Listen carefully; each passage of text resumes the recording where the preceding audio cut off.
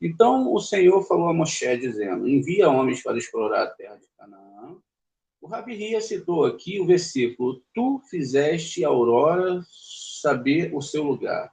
Então, Jó 28:12. Ele disse: observai que Moisés foi o sol. Quando ele desejou entrar no país, Deus disse a ele: Moisés, quando a luz do sol vem, a lua é envolvida nela, mas o sol e a lua não podem brilhar juntos. A lua não pode brilhar até que o sol se ponha. E você não tem permissão para entrar. Mas se você quer saber sobre o país, envie homens que irão informá-lo, como Moisés já sabia naquela época que não iria entrar no país, e como queria saber antes de partir, enviou batedores. Quando eles falharam em trazer um relatório adequado, ele não enviou novamente, mas esperou até que Deus lhe mostrasse o país. Continua. A primeira instrução que Moisés deu aos exploradores foi descobrir se havia árvores nela ou não. Moisés realmente já sabia o que ele quis realmente dizer.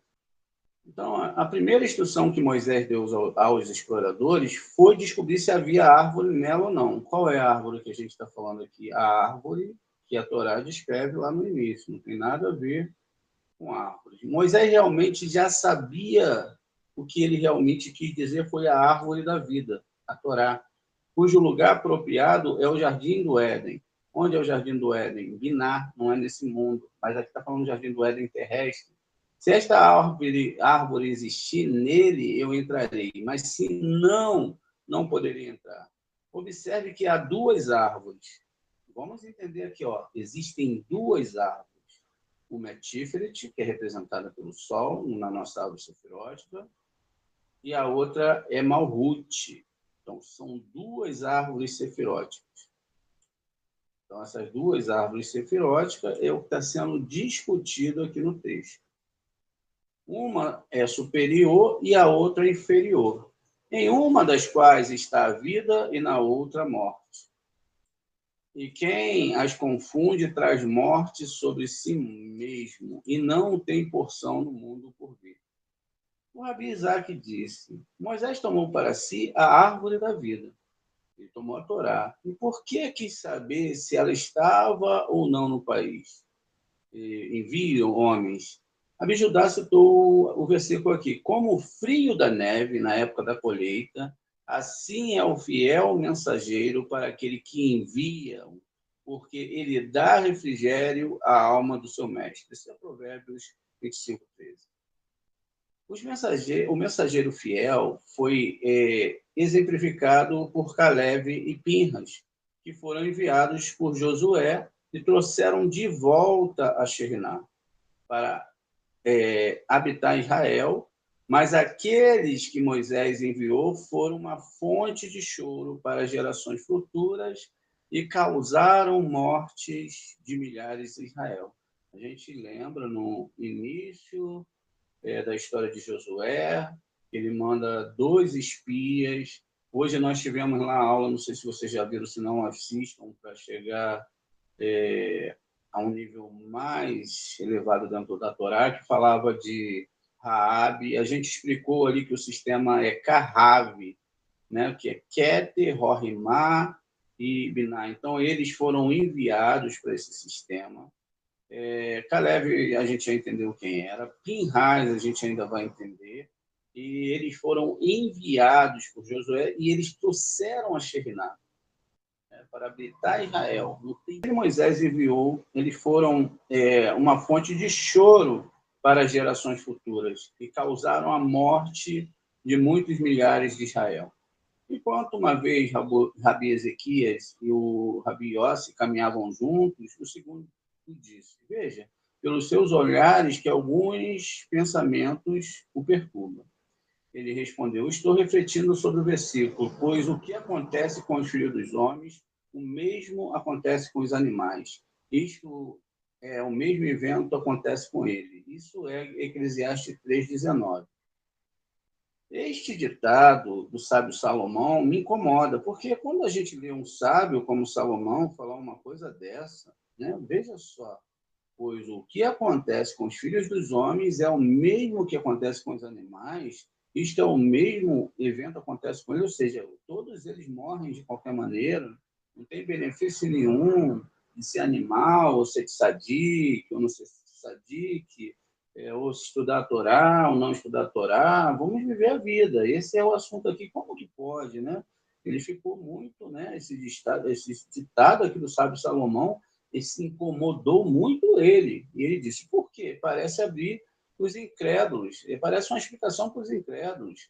E certamente é assim, ele respondeu. Nesse momento, o homem aproximou-se deles e pediu água, pois estava com sede e cansado por causa do calor do sol. E eles perguntaram quem ele era. Ele respondeu que ele era judeu. Você estudou a Torá? Perguntaram-lhe. Ele respondeu, em vez de falar com você, posso subir aquela colina, encontrar lá água e beber. Não preciso falar com você isso. E a este Rabi Yossi trouxe uma garrafa cheia de água e deu a ele. Tendo ele bebido, disseram, subiremos aí contigo para buscar água.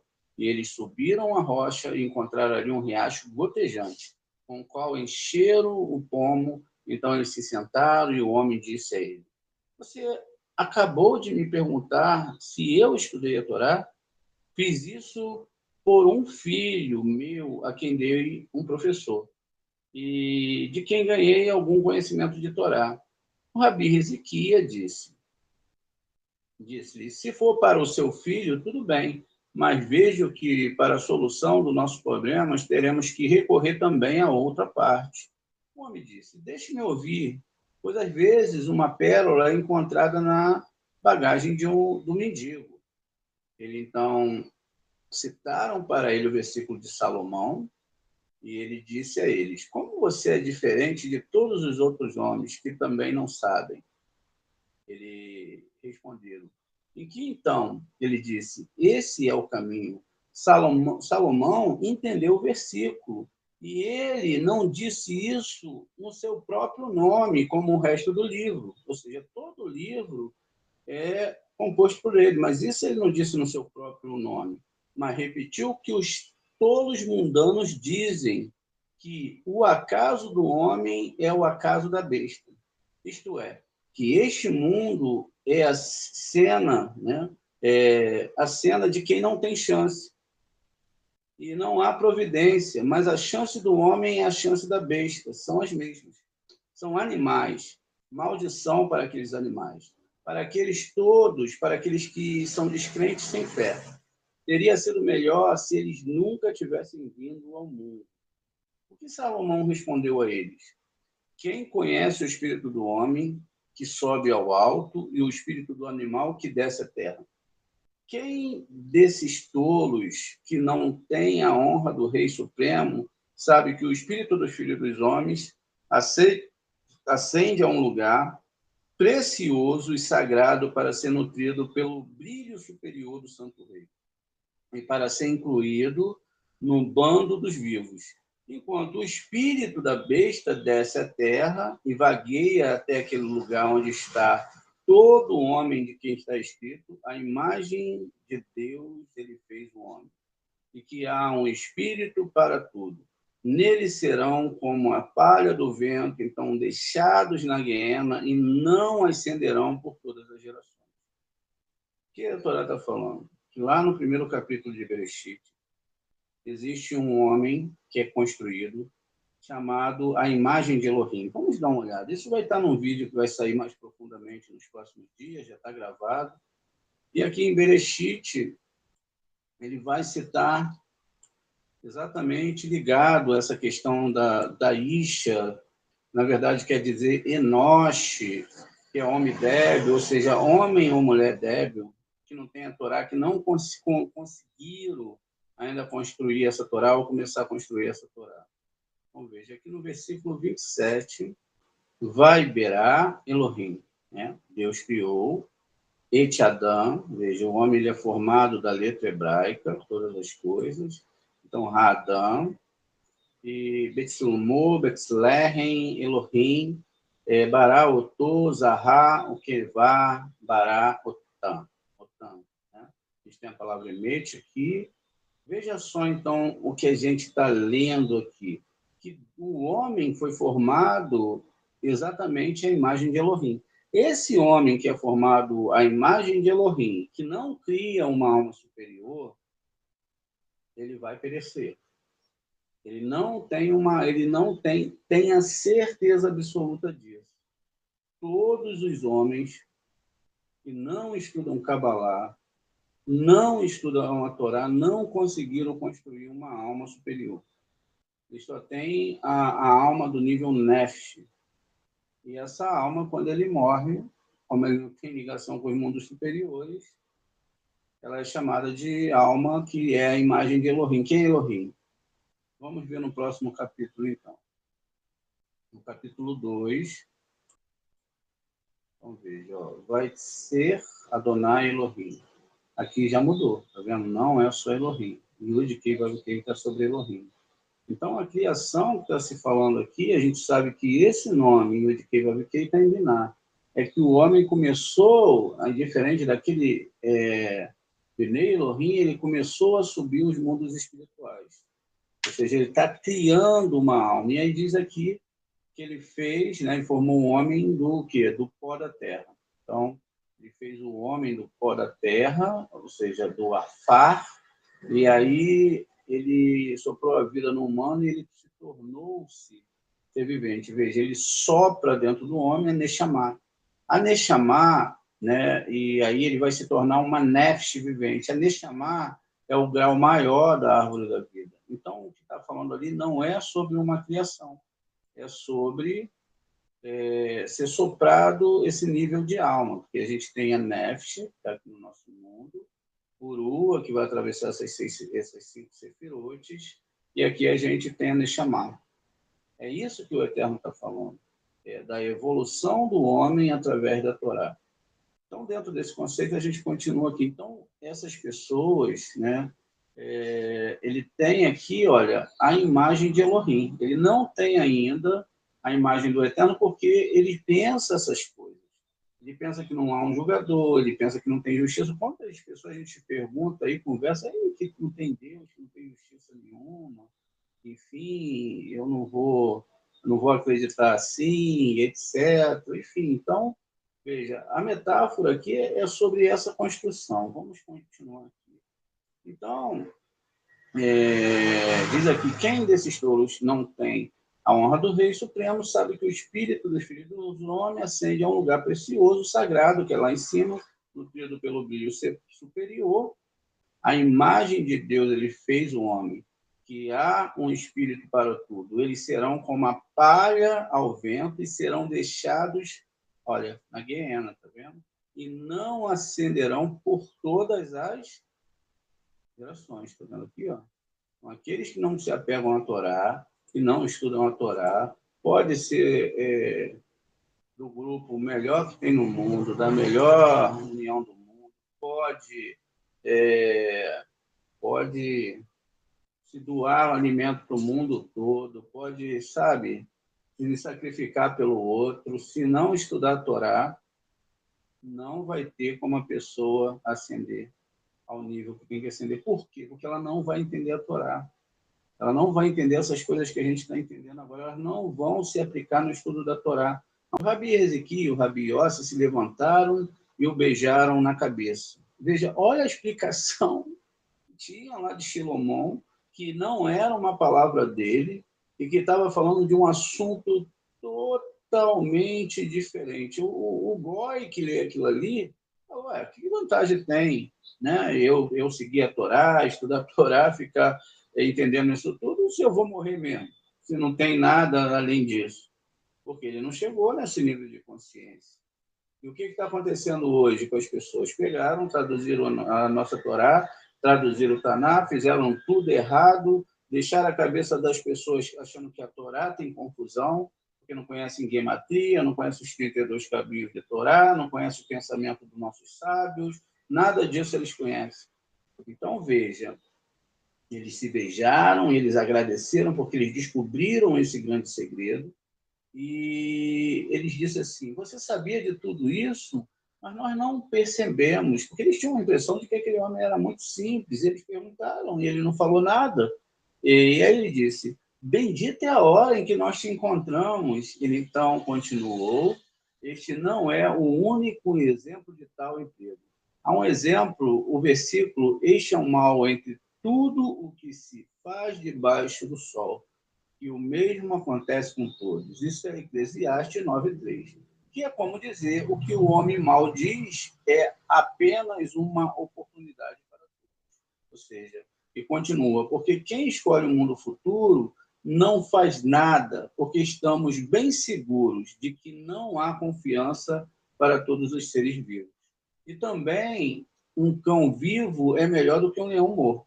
Todas essas partes está falando dessas situações. Eles disseram a ele: você teria pensado que nós encontraríamos e que você nos acompanharia?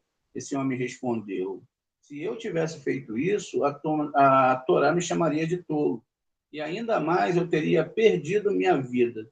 Eles perguntaram a ele: por que isso? Porque ele disse: eu sou um mensageiro, e o rei Salomão disse: aquele que envia uma mensagem pela mão de um tolo, corta suas pernas e bebe mal para si mesmo. Fiéis perderam sua vida neste mundo e no futuro. Preste atenção, gente. Perderam a sua vida nesse mundo e perderam a sua vida no futuro também. Então ele os abraçou e partiu. O Rabi Ezequias e o Rabi Yossi também continuaram seu caminho e, quando encontraram alguns homens, perguntaram pelo aquele estranho. Eles foram informados de que ele era o Rabi Ageu, um dos principais companheiros, e que os companheiros da Babilônia o enviaram para fazer algumas investigações sobre o Rabi Simon e o outro companheiro. Rabi Yossi disse: certamente este é o Rabi Ageu, e sempre se recusou a revelar ser um estudioso, e é por isso que ele nos disse que aprendeu a Torá por meio do seu filho. Verdadeiramente, ele é um mensageiro fiel. Feliz é um homem que lhe confiou sua mensagem. Assim também o Rabi Eleazar, o servo de Abraão, foi amaldiçoado em virtude de ser cananeu. Mas por ser um mensageiro fiel, ele escapou da maldição e foi abençoado no nome de Hashem. Veja, ele tinha uma maldição, porque ele era filho de um cananeu, e aí também ele foi salvo. Outra coisa importante que a gente tem que ver nesse shiur é que quando a Torá fala para destruir Amaleque e as 7 nações inimigas de Israel, são as Kripá Nogá que estão nessas 7 sefirot aqui, tá vendo? Então não tem nada de guerra contra nenhuma nação do mundo, nem guerrear ninguém, mas simplesmente a guerra é sobre essas sefirotes nossa e a regulação dela contra as sefirotes externas. Tudo é interno, porque o mundo ele só existe a partir da minha perspectiva, da minha expectativa, daquilo que eu posso entender do mundo. Aqueles homens não entendiam a Torá porque eles não estudaram a Torá. Se a gente não estudar uma Torá com um mestre de Kabbalah, com alguém que entenda isso, como é que vai ser? Mas um dia tem que começar. Então, há muitos anos atrás, eu comecei. E aí o problema é que agora você está aberto uma realidade para você e você não tem mais como voltar àquele mundo anterior. Não tem nem como imaginar. Não pense que vocês não vão tentar. Porque na própria paraxá dessa semana, os judeus tentaram voltar para o Egito. O que são? São guerras internas que nós vamos ter. Porque agora não é só que a gente está sabendo, agora é a luta para manter isso de pé, para entender, para ir mais fundo. A gente vai ter que ir mais fundo. Então, tem que comer a Torá, tem que realmente entender todos esses graus, toda essa complexidade, e somente nossos sábios mesmos que podem mostrar isso. Então, veja, ele só escapou por causa disso, porque ele foi um mensageiro fiel. Para quem que ele foi? Para Abraham. Ele foi buscar uma esposa para Itzarraque, que era Rivka. Todos eles eram homens e todos eram virtuosos, mas foram desviados por falsos. Veja, gente, todos eram virtuosos. Ó. Como é que é? Tá vendo? Existem pessoas virtuosas. Elas são boas, elas não são ruins.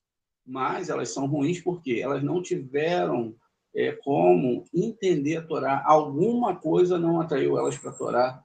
E aí o que ele disse aqui? Ó, que eles foram desviados, né, pelos falsos raciocínios. Tá vendo? Não entenderam a Torá. Não entenderam a Torá, não buscaram a Torá, não acordaram em Hatzot, não criaram uma defesa, um escudo. E aí o que aconteceu? Foram enganados por falsos raciocínios. Eles disseram, se Israel entrar no país, seremos substituídos, pois é somente no deserto que somos considerados dignos de chefe. Está falando dos espias. E foi isso que causou a morte dele e todos que o seguiram. Ou seja, lá no mundo que a gente vai seguir a Torá, não tem essa de chefe, não tem essa de ser profeta, não tem essa de que vai ser servido. Todo mundo é igual e vai ter que abrir mão de quem? Do ego. E eles não queriam abrir mão do ego. Muito bem. E aí continua aqui. Ele diz aqui, né? Pois somente no deserto que somos considerados dignos de ser chefes, e foi assim que causou a morte deles e de todos os que o seguiram. Então, continua aqui. O Rabi e Moisés chamou Yehoshua, e Roxéia, filho de Nun, e como dizer que Yah te salve, ou seja, ele botou, né, o nome Yud, na frente ficou Yud, Reva, Verre, né? E salve. O Rabi Abba disse, como foi enviado com o propósito de entrar no país, por exigência de que seja perfeito, isso é, pela Shekhinah, porque até então ele era chamado de um jovem. E por isso Moisés anexou a Shekinah a ele, embora encontremos o nome hebraico correspondente a Yehoshua, ou seja, esse nome já foi usado anteriormente lá em Shemot 17:9 e no 23:11 ele é usado por antecipação, ou seja, foi usado por antecipação. Se a árvore, né, literalmente aquele tá árbol, né, nela ou não, né, o Rabi disse, ele disse, Moisés não sabia que havia árvores no país, uma vez que Deus lhe havia dito que era uma terra que manava leite e mel. O Rabi Simeão disse, o que ele disse foi o seguinte, se você vê que a produção da terra é como a de outros países, então a árvore da vida está nela. Mas não deriva de um lugar ainda mais alto. Mas não, deriva de um lugar ainda mais alto. Se você vê que a sua produção é superior e de todo o resto do mundo, saberá que a diferença se origina do Santo Sião, que se chama em nada. Vamos só ler aqui embaixo para a gente entender esse em nada. E saberá a resposta para a pergunta feita, uma vez pelos israelitas. Se o Senhor está no meio de nós, ou essa palavra em, né, está no meio de nós, e aí eles foram para o sul, e ele veio para Hebron, certamente deve ser, eles vieram. Muito bem. Primeiro aspecto, a gente sabe que o povo de Israel ele tinha atravessado o Mar Vermelho. A travessia ali do Mar Vermelho não se chama Mar Vermelho. Vamos ler no texto aqui. Então, a gente tem aqui o Mar Vermelho. Ó, né? Vamos botar aqui vermelho, né? Como diz lá o sentido. E a gente vai ver que não tem esse sentido de ser vermelho, mas tem um sentido de ser outra coisa. E aí a gente vai fazer uma travessia. Algumas pessoas vão falar que o mar se abriu e aí o povo de Israel passou no meio. Passou aqui no meio. Atravessou o mar. Todo mundo ali a pé. A versão cabalística não vai falar isso. A versão cabalística vai falar que o povo de Israel ele fez o seguinte: o faraó estava atrás dele, e aí o povo de Israel ele entrou aqui no mar e ele atravessou e já saiu ali do outro lado. Veja, o caminho foi esse aqui. Ó. Eles entraram no ponto do mar, fizeram esse caminho aqui e voltaram. Faraó ele entrou aqui atrás deles, está vendo? Mas eles fizeram esse caminho aqui. Deus endureceu o coração do faraó, do ego dentro do ser humano, que era o rei do Egito, ou seja, o rei de todo o comércio, de ganhar em cima do seu próximo, de não amar, da recepção.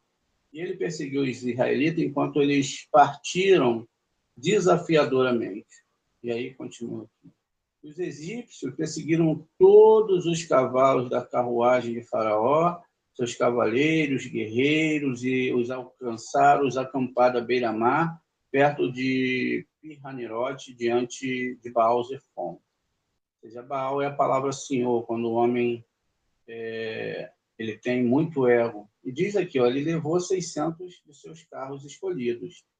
Veja, esses 600 carros escolhidos aqui, eles são a referência à árvore sefirótica, né? Os 600, esses carros aqui, tá vendo? Ó? 1, 2, 3, 4, 5, né? 6 carros. Esses 6 carros aqui de cima, não contando aqui de Monrose. Monrose são 7. Então, esses 6 carros aqui que faz o masal de todo ser humano. Vamos lá entender isso. Então, vamos voltar lá no texto. E aí, eles tinham os oficiais, tinham toda a força lá do lado negativo, agindo com ele, os cavalos, né, são citados aqui. E aí continuava aqui. Mas Moisés disse ao povo, não tenha medo, aguarde e testemunhe a libertação de Adonai, pois hoje os egípcios vêm, você nunca mais os verá. E Adonai lutará por você, e Adonai disse a Moisés, por que você clama a mim? Diga aos israelitas que marchem. Você levante a sua vara, estenda o braço sobre o mar, da fenda para que os israelitas possam marchar para o mar em terra seca. Então, veja, aqui é que tem um grande segredo, né? Então, veja, a gente tem aqui, vamos ver aqui, ó, essa palavra ensof, aqui, insuf, às vezes a gente chama de ensof, né? Na verdade, isso não tem nada a ver, nem chamado mar de juncos, mas isso não tem nada a ver com mar de juncos, isso tem a ver com além daquilo que a gente conhece, ou seja, aquilo que está além do universo. Nós temos as sefirotes, aqui a gente já está no mundo espiritual bem elevado, a gente usa aqui os planetas, mas geralmente os cabalistas não usam planetas aqui, porque aqui já são mundos espirituais. Então, quando eu falo em Sof, é porque eu tenho que chegar aqui, tá vendo? Então, eu tenho que chegar aqui.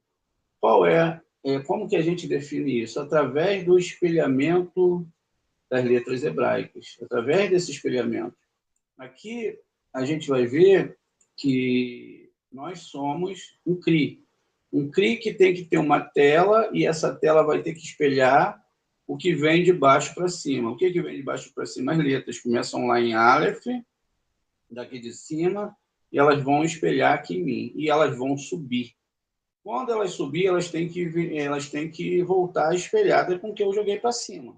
Esse foi o caso da travessia do Mar Vermelho, tá vendo? A árvore sefirótica, ela está aqui dentro, aqui, esse é o mar de junco. Veja, cada ligaçãozinha dessa é um junco, ó, da onde vão vir a bênção, tá vendo? Ela começa de um lado, ela vai até o eterno, ela é espelhada em cada sefirote, e aí as letras hebraicas descem novamente. Se eu tenho o desejo de doação, desce como doação. Se está como recepção, desce como recepção. E aí o que acontece dentro dessa história toda? Eu recebo tudo aqui embaixo.